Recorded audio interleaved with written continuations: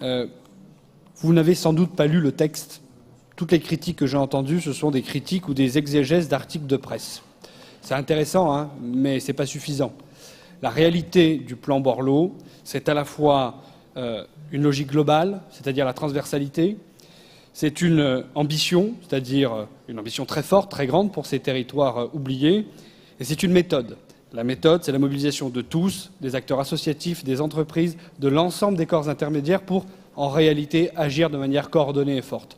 Donc fondamentalement, on peut critiquer, on peut expliquer que c'est enterré, on peut expliquer que c'est raté. La seule réalité, c'est que nous avons enfin, grâce à Jean-Louis Borloo, remis la lumière sur une politique qui depuis, et des territoires qui depuis quelques années étaient tombés totalement dans l'ombre, depuis quelques années, dans l'indifférence générale et avec, en réalité, un problème d'incarnation absolue de cette politique. Aujourd'hui, Jean-Louis Borloo a remis la lumière sur cette politique, a remis la lumière sur les quartiers, a remis la lumière sur l'ensemble des acteurs qui font vivre ces quartiers. Rien que ça, c'est une grande et belle victoire. Aujourd'hui, on rentre dans une autre étape. C'est comment on fait en sorte que l'État se saisisse réellement de ces enjeux et mène une politique publique coordonnée, forte et avec les moyens.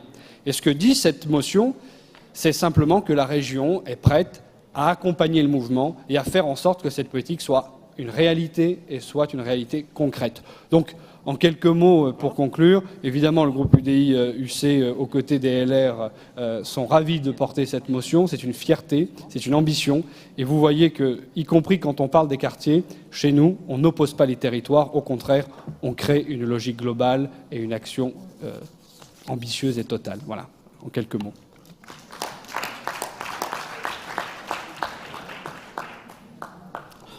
Pas d'autres interventions ?